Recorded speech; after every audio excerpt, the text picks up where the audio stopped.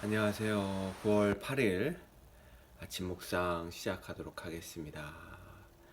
29장은 우리가 계속해서 거짓 선지자들에 대한 하나님의 경고의 말씀, 징벌에 대한 내용들이 나옵니다. 이제 제가 어제 말씀드렸듯이 29장은 바벨론의 포로로 잡혀간 유다인들과 예레미야 간에 이 편지가 죽어간 상황들에 대해서 소개되어 있습니다. 1절부터 23절까지는 예레미야가 포로된 유다 백성들에게 보낸 편지에서 시드기야와 아합 같은 그러한 거짓 선지자들의 말을 믿지 말라고 경고합니다. 그들은 붙잡혀 있는 유다 백성들이 곧 풀려날 것이라고 그렇게 말했는데요. 그들의 예언은 거짓입니다. 왜냐하면 하나님께서는 유다 백성들이 바벨론에 70년 동안 포로로 잡혀 있을 것이라고 분명하게 말씀하셨기 때문입니다. 그렇다면 70년간 그렇게 붙잡혀 있도록 하신 하나님의 목적은 무엇일까요? 그것은 그들을 멸망시키려고 하는 것이 아니라 온전하게 회복시키시기 위함입니다. 29장 11절에 어제도 말씀드렸듯이 너희를 향한 나의 생각은 내가 안하니 재앙이 아니라 곧 평안이요 라고 말씀하십니다. 여기서 평안이라는 히브리어 단어는 샬롬, 이 샬롬이라는 단어인데요. 이 샬롬은 하나님과의 바른 관계 속에서 주어지는 온전한 상태를 의미합니다. 다시 말해서 하나님과 올바른 그러한 릴레이션십을 가지고 있으므로 갖게 되는 온전한 상태, 그것을 샬롬이라고 표현합니다. 하나님께서는 1장 10절을 통해서 예레미야를 하나님의 대언자로 세우신 이유에 대해서 이렇게 말씀하십니다. 10절을 읽어보겠습니다. 보라, 내가 오늘날 너를 열방 만국 위에 세우고 너로 뽑으며 파괴하며 파멸하며 넘어뜨리며 건설하며 심게 하였느니라. 다시 말해서 지금 유다의 모습은 그들의 죄악으로 인해서 하나님과의 관계가 변질되어 있고 잘못 세워져 있거든요. 그렇게 삐뚤어진, 그래서 그렇게 잘못 세워진 것들을 하나님께서 다 무너뜨린다는 것이에요.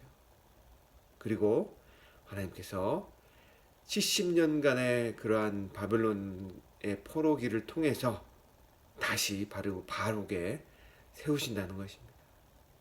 그렇게 온전한 상태로, 곧 샬롬의 상태로 만드시겠다는 것입니다. 그런데 오늘 본문 24절에 보면 그런 하나님의 뜻과 정반대로 말하고 믿는 그러한 거짓 선지자가 나옵니다. 그의 이름은 스마야입니다.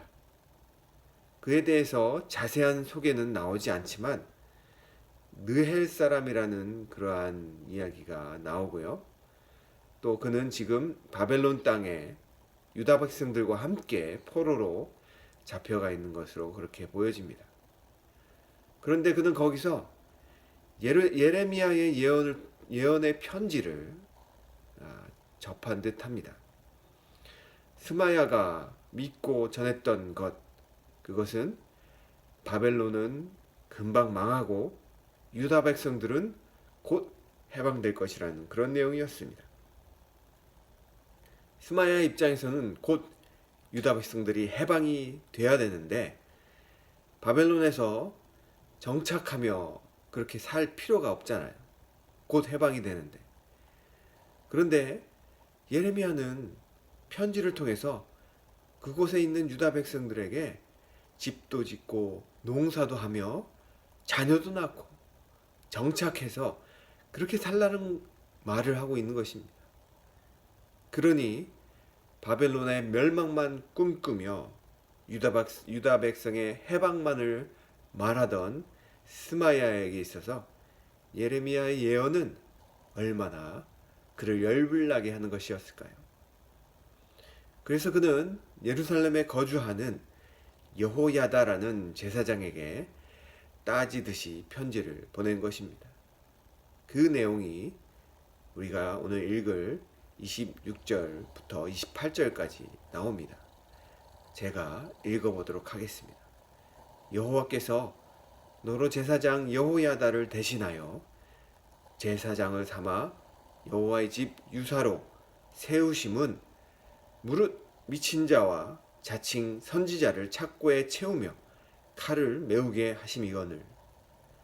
27절입니다. 이제 너는 내가 어찌하여 너희 중에 자칭 선지자라 하는 아나돗 사람 예레미야를 책망하지 아니하느냐. 28절 대저 그가 바벨론에 있는 우리에게 편지하기를 때가 오래리니 너희는 집을 짓고 거기 거하며 전원을 만들고 그 열매를 먹으라 하였다 하였느니라. 여호야다는 유다에서 거짓 선지자들을 색출하고 옥에 가두는 아마 그러한 직위에 있었나 봅니다. 그래서 스마야는 여호야다에게 왜 예레미야를 안 잡아 가두냐라며 따지고 있는 것이죠. 지금 스마야는 예레미야를 미친 자요 거짓 예언자라고 여기고 있습니다. 여러분, 예전에 미국이 남북전쟁을 할 때 링컨 대통령의 부하들이 링컨 대통령에게 하나님이 누구 편이실까요? 라고 질문을 했다고 합니다. 왜냐하면 당시에 남군이나 북군 모두 크리스찬들이었기 때문이죠. 그때 링컨이 이런 유명한 말을 합니다. 하나님이 누구 편인가가 중요한 것이 아니라 내가 하나님 편에 있느냐가 중요한 것이다. 여러분, 지금 스마야가 잘못하고 있는 것이 무엇일까요? 그것은 하나님을 자기 편으로 끌어들이려고 하는 것입니다. 여러분, 우리가 하나님을 내 편 만들려고 하면 매우 위험한 일을 벌이고 있는 것입니다. 그것은 하나님을 주인으로 모시는 것이 아니라 하나님을 내 꼬봉으로 삼겠다는 교만한 행동이기 때문입니다. 여러분, 하나님을 내 편 만들려고 하지 마십시오. 오히려 여러분이 하나님 편이 되셔야 합니다. 그런데 하나님 편이 어떻게 될 수 있을까요? 하나님이 우리를 편 삼아 주셔야지, 우리를 허락해 주셔야지 가능한 것 아니겠습니까? 29절에 보니까 제사장 스바냐가 스마야의 글을 선지자 예레미야에게 읽어줍니다. 그때 하나님의 말씀이 예레미야에게 임했다라는 장면이 30절에 나옵니다. 여러분, 하나님은 예레미야를 자기 편으로 만드신 거죠. 하나님을 내 편 만드는 사람, 그러한 사람은 언제든지 상황이 불리해지거나 자기가 원하는 대로 그렇게 되지 않으면 하나님을 떠나버리고 하나님을 대적하게 됩니다. 그러나 하나님 편에 서 있는 사람, 그 사람은 하나님 편에 섰기 때문에 사람들에게 미움도 사고 욕도 먹고 불합리한 일도 당하기도 하고 억울한 누명도 쓸 수 있게 됩니다. 예레미야가 그랬습니다. 자신의 조국인 유다의 멸망을 선포해야 되고 지금 포로로 잡혀가 있는, 그래서 그것에서 억압받고 고통받고 있는 동포들에게 정착하며 그렇게 살으라는 말을 해야 하는 예레미야 심정은 얼마나 괴롭겠습니까? 그런데 그는 하나님 편에 섰기 때문에 끝까지 하나님의 말씀대로 순종하는 모습을 우리는 볼 수가 있습니다.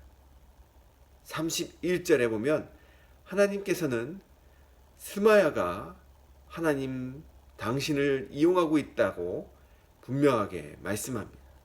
31절을 읽어보겠습니다.